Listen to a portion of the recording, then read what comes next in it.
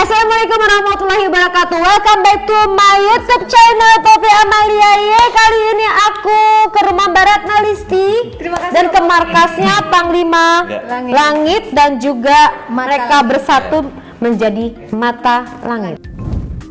Tuh. Aku berada di sini tadi, tau nggak sih guys ya? Itu pakai perjalanan yang luar biasa loh. Kalau kamu tahu, emang kamu nggak usah tahu deh ya gimana rasanya aku pakai sutra nih ya, tuh keinjek, tau nggak sih, jatuh-jatuh ya. Mau kemarin ini kayak ada kekuatan yang luar biasa energinya, begitu super. Kenapa? Ternyata kalau kamu tahu di sini ini markas.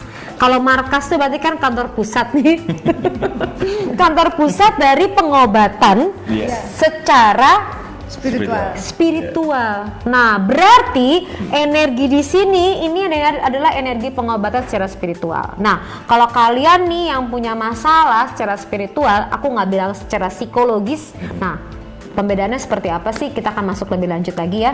Kamu bisa kemari untuk spiritual. Jadi spiritual itu nanti aku tanya lebih lanjut seperti apa. Karena banyak banget deh followers aku yang bucin-bucin ya, yang mungkin galau tapi nggak jelas, tapi nggak tahu kenapa, atau ya tiba-tiba misalnya di kamar mandi nih ngelihat ada makhluk astral gitu loh. Kemudian bayangan ya kayak gitu. Kemudian juga mungkin keluar paku ya kan? Ya, keluar paku dari kepalanya mungkin nggak tuh? Atau keluar tanduk karena bisa dikasih tahu waktunya sholat tinggal sholat ya kan, keluar tanduk. Nah, itu juga bisa pertanda tuh, harus segera kemari. Langsung aja kamu like, subscribe, and share terlebih dahulu sebelum kamu memahami dan mendapatkan edukasi lebih lanjut. Kita akan ada atraksinya juga loh. Ada orang yang datang, pasien di sini yang akan diobati. Oke, kamu like, subscribe, sudah? Dan juga kamu follow Mata Langit. Ya, Instagramnya Mata Langit. Oke, kalau sudah, kita bahas pembahasan yang pertama.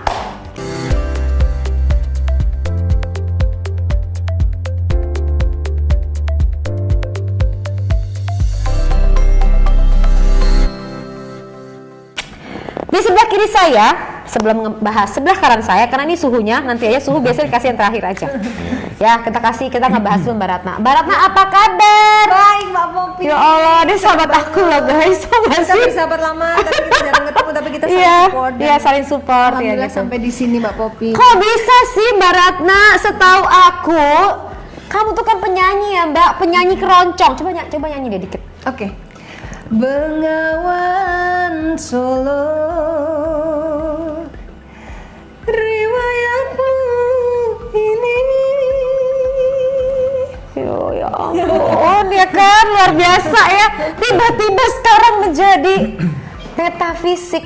Apa yang terjadi? Terapis ya, mungkin lebih tepatnya dibilang konsultan spiritual. Konsultan spiritual. Ya, apa yang terjadi? 2 tahun ini saya dan Panglima Langit memang berpartner untuk membuka klinik pengobatan spiritual.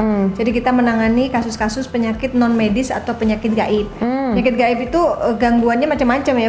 Bisa karena kiriman, bisa karena ketempelan, bisa karena leluhur yang mendampingi yang tidak sinkron energinya, itu bisa menimbulkan gangguan gaib. Nah, tapi pertanyaan aku belum terjawab nih.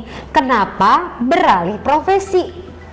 Sebenarnya kalau dibilang beralih enggak ya. Oke. Karena saya juga masih syuting nyanyi. Iya, aku masih lihat sih. Undangan off air nyanyi ataupun MC gitu. Mungkin lebih tepatnya bertambah profesi ya. Oh iya. Jadi sebenarnya ini sebagai ancang-ancang investasi di masa tua. Jadi aku belajar dari sekarang karena dunia artis ini kan ada masanya ya.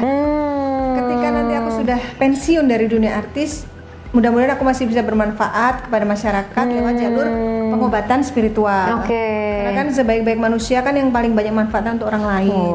Tuh kalau Mbak Ratna mah dari zaman dulu sih, lo tau dia orang baik. Amin ya Allah, yang ngomong lebih baik lagi. Enggak nih kalau makan saya paling sering ya, sampai detik ini saya suka dimarahin ya. Kalau makan saya nggak habis, diliatin.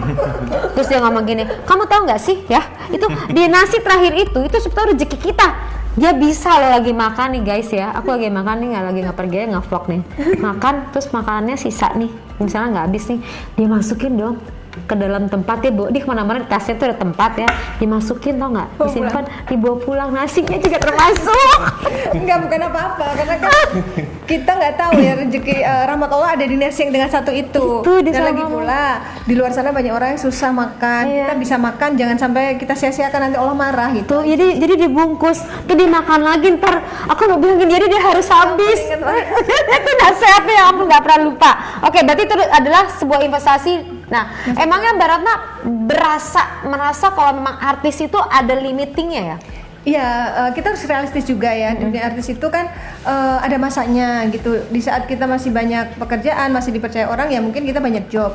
Tapi kan waktu berjalan, umur kita bertambah. Ketika jobnya sudah berkurang atau job syuting sudah berkurang, kalau saya tetap bisa bermanfaat untuk orang lain, betapa bahagianya saya gitu. Dan saya bertemu dengan guru spiritual saya yang cocok, yang klik. Kemudian saya lihat juga waktu itu Panglima kan sebenarnya awalnya saya pasiennya beliau. Habis itu saya lihat kok pengobatannya unik ya, sangat simpel, hanya dengan doa, tapi kok ngefek gitu ke pasiennya.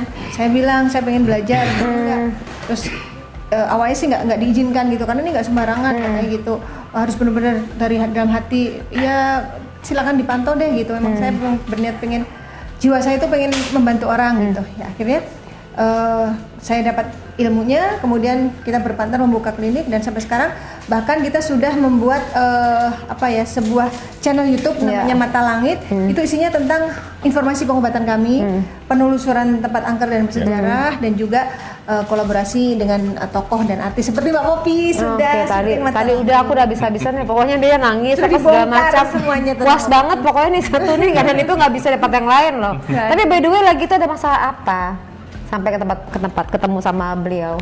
Oh ya, waktu itu kan saya ada punya restoran. Kemudian restoran saya, Mbak Popi juga sering datang. Iya, aku sering makan dan enak banget. Sebenarnya rame, tapi suatu saat tiba-tiba restoranku kok sepi. Temanku nelpon, aku nyari-nyari kok nggak ketemu ya. Terus ada lagi, kok aku tuh ke tempat kamu tutup terus, padahal nggak pernah tutup, tanggal-tanggal juga selalu buka. Bener ini Ki? Nah, terus udah gitu ada satu karyawanku yang dia tuh kaptennya di situ, yang kepercayaan aku.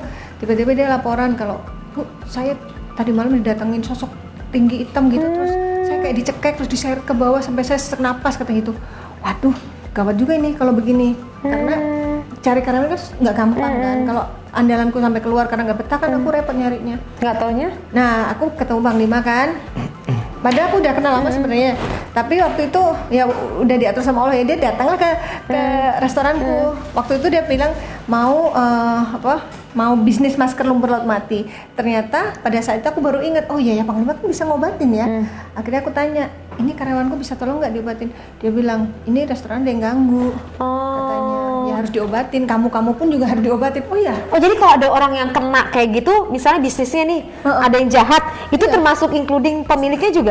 Iya, kata Panglima, memang ada yang ganggu restoranku, tapi kamu pun ada yang ganggu. Ini dari sumber yang berbeda. Gitu. Jadi Panglima ngelihat orang aja udah terscanning, oh kamu ada gangguan, oh kamu enggak gitu. Oke. Nah, gitulah gambaran dari Mbak Ratna, dan ingin mempersiapkan untuk nantinya ya, pada saat bisa dan tetap bisa membantu orang lain. Oke. Nah, sekarang kita sebelah kanan kita. Panglima, ini asalnya dari mana? Asalnya dari Aceh. Oh, asal dari Aceh. Saya kira dari langit, enggak ya? Asalnya dari Aceh. Habagat. Nah, lihat tuh. Karena saya orang Aceh, saya nyambung dong sama beliau kan. Bahasa kita ngobrol bahasa Aceh deh. Terlupain netizen kita nih, kayak rooming. Sebagai penonton ada taksi di bawah sini. Ini urusannya langsung ada teks di sini. Nah, oke. Panglima bisa mempelajari spiritual itu apakah ilmu dari Aceh nih? Karena setahu saya kalau orang Aceh tuh macam-macam loh ilmunya. Yang tiba-tiba bisa berubah jadi harimau lah. Itu zaman-zaman dulu ya guys, bukan zaman sekarang. Kalau zaman sekarang mah udahlah ilmunya cuma bucin-bucin doang ya kan. Paling mentok-mentok dimarahin tuh kasus-kasus yang kemarin tuh masalah anjay. Kita nggak usah bahas itu. Oke, kita bahas yang sekarang aja ya guys. Lupain. Nah, sekarang kita bahas bagaimana sih bisa mempelajari spiritual itu? Ya, singkat cerita, awalnya saya pernah merasakan sakit yang di luar nalar. Seperti apa sakitnya? Ya kayak gimana ya dibilangnya? kayak kena pelet lah. Jadi teringat-ingat orang tersebut aja kalau ketemu tuh kayak orang gila gitu. Itu di Aceh? Ngantuk-ngantukin kepala ke dinding gitu. Oh, sampai segitu ya? Saya kok begini ya? Saya nggak pernah begitu gitu. Aneh juga ini kan gitu. Ini bucin-bucin kayaknya pada begini ya. Kayak sekarang bukan kan anak-anak ini kan bukannya begitu kalau nggak ketemu ceweknya ya kan, kamu pasti nonton juga gitu kan, ketawa-ketawa nih. Saya merasakan hal aneh itu gitu. Saya tuh nggak pernah begini. Kok jadi saya sebodoh itu gitu kan? Nah, seketika saya ketemu dengan sosok orang tua, pada saat saya di Aceh itu saya bilang, kasian ya kamu tuh orang baik, tapi kamu tuh kok dijahatin gitu sama orang terdekat kamu. Ayo datang ke tempat saya, nanti saya kasih air doa, kata dia. Iya, kayaknya boleh juga nih bapak nih gitu katanya. Nah itulah guru saya pertama. Saya datang ke tempat beliau. Sekarang beliau udah almarhum, itu orang Gayo ya, orang Aceh Tengah. Oh, ilmu Gayo. Jadi ya udah saya dikasih air doa, minum. Dari situ saya mulai belajar satu ayat demi satu ayat lah gitu kan. Oh, jadi pelajaran itu ya. jadi pelajaran itu adalah semua itu ayat ya? Iya, ayat. Oke, ya ayat Al-Qur'an ya. Oke. Al-Qur'an disuruh hafalkan, disuruh amalkan gitu kan sama beliau. Nah, bukan sampai di situ saja. Saya kan gurunya bukan satu, banyak gitu. Dan saya pernah berguru juga di luar Aceh, kayak sama orang Mandailing, orang Batak, gitu. Pernah berguru juga sama orang Jawa, pernah berguru juga sama orang Kalimantan. Jadi banyak guru saya gitu, Nah, sekarang gini, orang Banten. aku agak bingung nih, apa ilmu Banten gitu. Itu pada saat berguru ngapain sih? Apakah berguru tuh kayak zamannya kita nonton film kalau orang tuh harus kayak meditasi atau latihan silat, jurus-jurus gitu. Itu berguru tuh kayak gimana sih? Jadi jawabannya Maklum ya orang awam. Allah memberi kelebihan kepada seseorang kan berbeda-beda. Mungkin satu sisi orang ini lebihnya begini nih, ada orang hilang, ada orang lari dari rumah minggat pergi, gimana sih caranya biar dia ingat pulang lagi. Misalnya ada yang istri kabur dari rumah, gimana sih biar ingat lagi pulang ke rumah suaminya. Jadi itu mungkin ada spesialisasinya, memanggil sukma dan jiwanya untuk kembali. Kan ada juga satu sisi orang kayak orang bisa membenerin kaki-kaki yang patah, tulang yang patah itu kan ada spesifikasi Dukun tersendiri. patah tulang. Iya kan, itu kan ada pelajarannya sendiri. Jadi masing-masing saya bilang orang spiritual itu tidak semuanya bisa mempunyai semua ilmu. Oh, dia harus spesifik ya? Nah, jadi ada keunggulannya gitu, ada keunggulan. Oh, ini unggulnya di sini. Nah, kalau Panglima Langit? Jadi saya mengumpulkan keunggulan-keunggulan itu dengan mempelajarinya di berbeda guru. Nah, jadi bapak yang ini yang Aceh Tengah dulu dia pintar tuh memanggil sukma orang. Jadi, maksudnya belajar sebagai murid itu ngapain? Ya itu, jadi kita pelajari misalnya kayak saya bilang tadi, oh nih biar orang itu ingat pulang, ingat kembali, kita hafalin doanya. Oh, ada ayatnya. Dia tidak dipunyai oleh guru yang sana. Abis itu sebelum belajar itu apakah harus misalnya nggak boleh buat jahat, puasa gitu ada nggak? Ya sebenarnya itu kalau masalah nggak boleh buat jahat itu kan memang ya, kita dilarang ya berbuat jahat dalam agama juga, kita harus berbuat baik gitu. Tapi kalau pantangan-pantangan sih nggak ada harus pantangan itu. No, nggak ada ya, belajar ilmu itu ya. Makan ini nggak boleh, makan itu nggak boleh, itu nggak ada, pantangan nggak ada. Nah itu dari umur berapa tuh? Itu dari usia 24 tahun. Oh oke, dalamin terus ya. Enggak sih, dari usia 22 tahun. Udah mulai. 22 tahun saya udah mulai belajar dari guru saya yang pertama tadi sampai Banten. Belajarnya sekitar 5 tahunan sih. Oh terus dalam itu. Pada saat itu juga sudah sambil ngobatin juga. Sudah sambil ngobatin juga. Oke, nah sepanjang proses belajar itu banyak kejadian nggak? Misalnya uji coba dulu nih. Oh ya pasti. Banyak ya. Jadi apa kan aja pada tuh? saat kita belajar ilmu itu kan ada cobaannya, yang kita disantet orang lah, yang kita nanti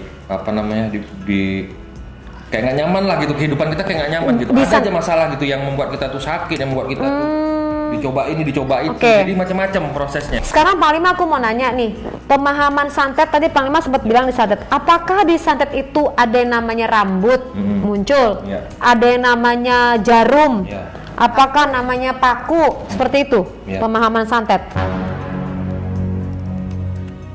Atau tidak ada? Karena banyak banget aku ngeliat baik di film, ya kan? Kemudian juga banyak orang yang cerita, lihat nih aku disantet muntah-muntah keluar rambut. Nah gitu tuh, itu seperti apa sih? Karena ada yang mediasiin, ngeluarin, akhirnya belum lagi pecah telurnya tuh ada isi-isinya. Ceritain dong Panglima seperti apa sih? Ya kalau maksudnya kalau hanya keluar rambut itu masih mungkin.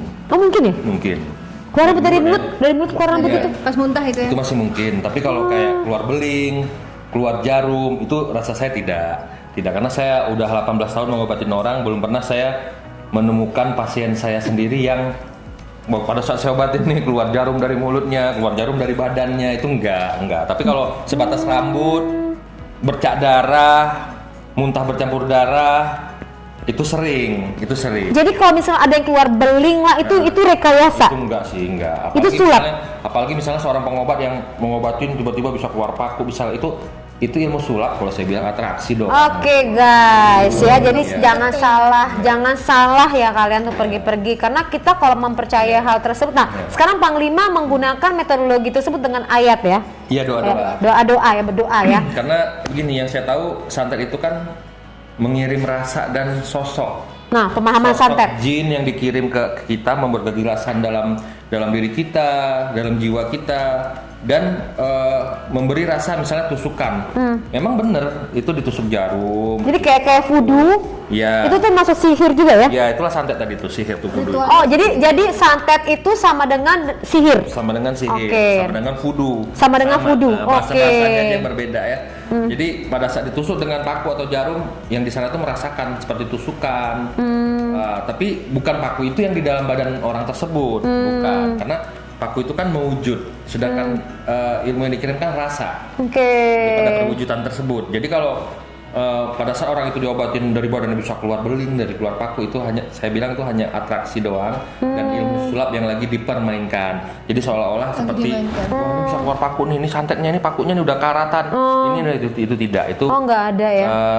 saya akan mengatakan itu bohong dan itu hanya atraksi doang. Oke, nah berarti tidak ada seperti itu. Nah, kalau sihir berarti dia itu mengirimnya energinya siapa? Yang ngebantu orang untuk bisa, kan manusia, dia sihir, dia pakai medianya siapa tuh? Jadi yang namanya sihir itu, santet itu adalah seorang manusia yang bekerja sama dengan jin. Jangan setan ya? Ya, dengan perjanjian-perjanjian tertentu.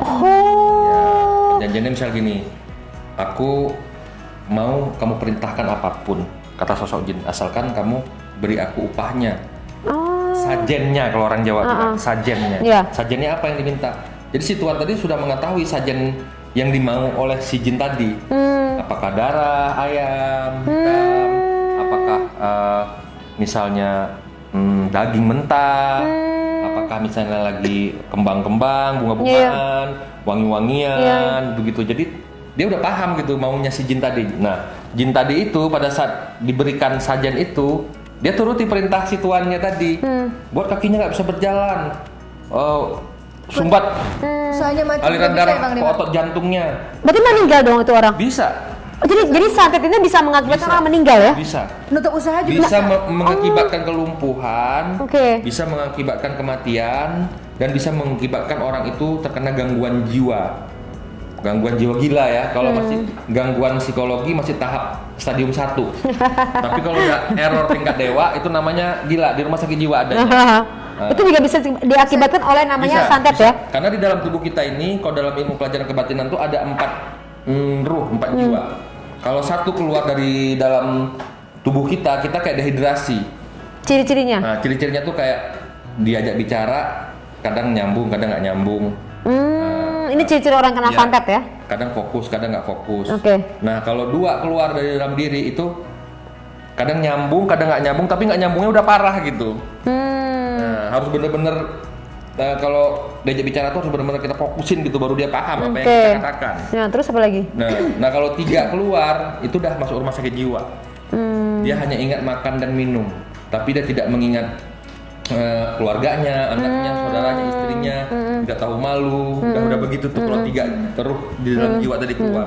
Nah, kalau 4 keluar itu innalillahi wa inna ilaihi raji'un. Bisa sampai meninggal ya. Dunia. Nah, sebelum orang itu meninggal karena kena santet, itu dia ada perasaan kayak misalnya gelisah, kayak nggak enak. Ada nggak perasaan kayak gitu?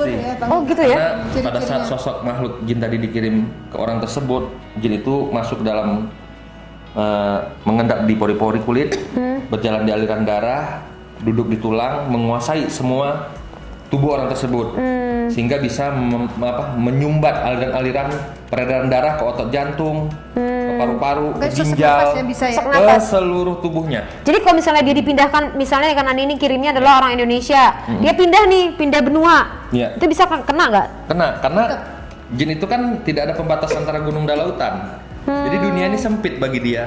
Jin ya. Dia ke Amerika, dia ke Jepang, dia ke Indonesia, dia bolak-balik itu hanya memerlukan waktu per detik.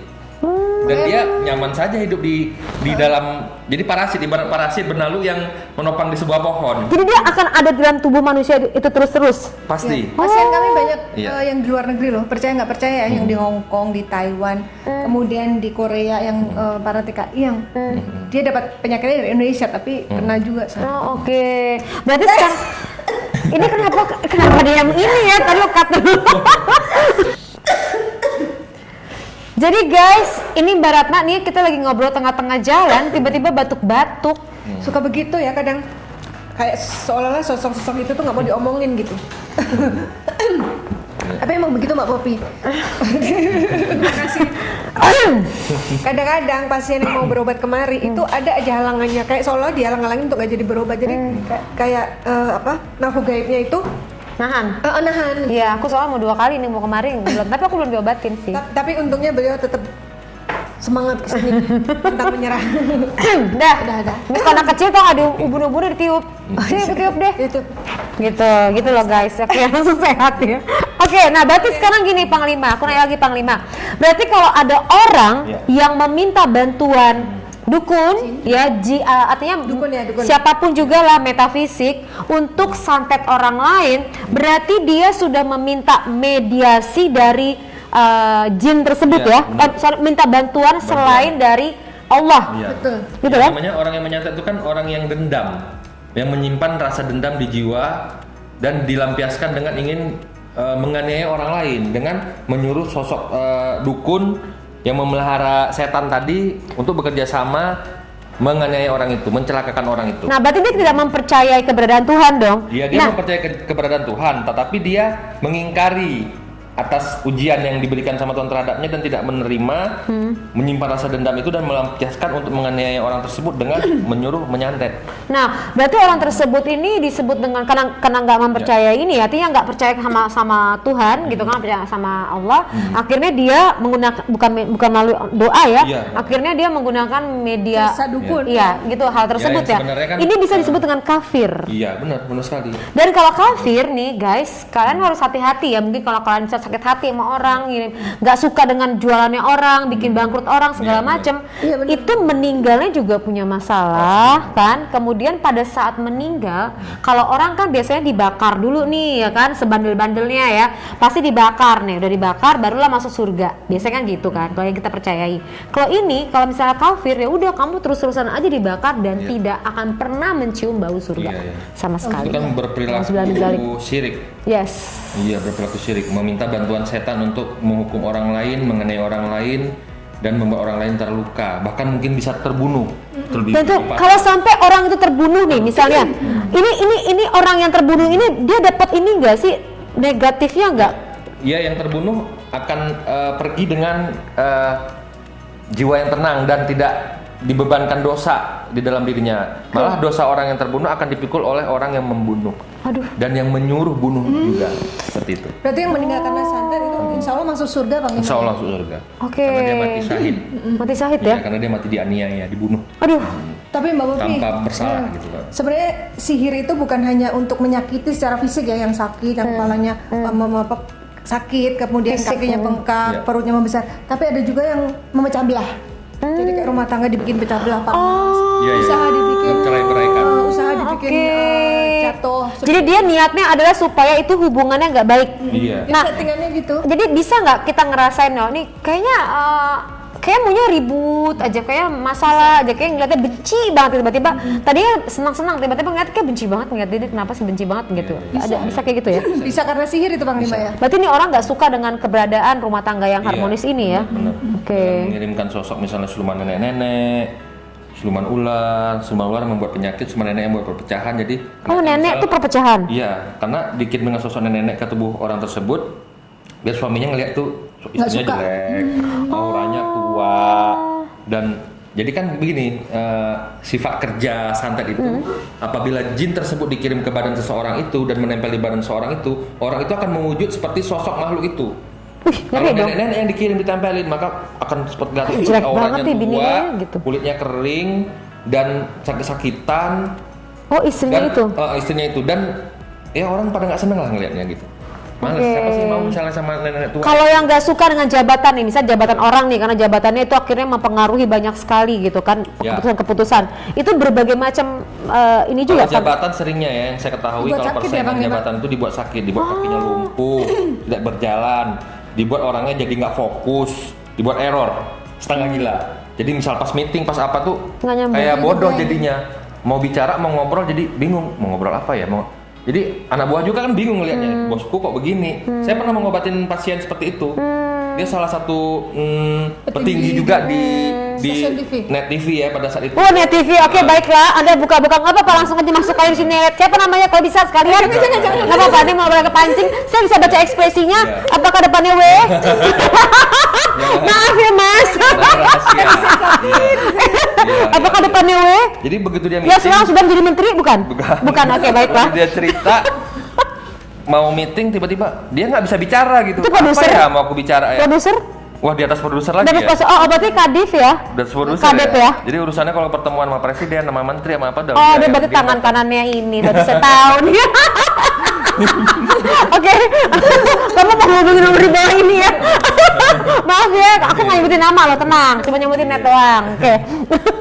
Ya, alhamdulillah sekarang udah Udah sehat beliau. Udah sehat ya? Dan terakhir Tapi dia keluar nggak dari itu perusahaan? nggak sampai. Sampai keluar? Enggak. Masih bertahan? Oh, Anda langsung bertemu dengan saya. Tapi saya wawancara perasaan Anda seperti apa udah baik. Oke, kira-kira siapa yang mengirimkan dia seperti itu? Ya biasalah biasanya kalau seputar pekerjaan ya pasti orang-orang di dalam juga yang ada keterkaitannya dengan Keterkaitan ya? Ya keterkaitannya dengan ya pekerjaan lah pasti. Oke. Karena apabila terjadi sesuatu yang tidak baik dalam masalah kehidupan seseorang, terutama yang paling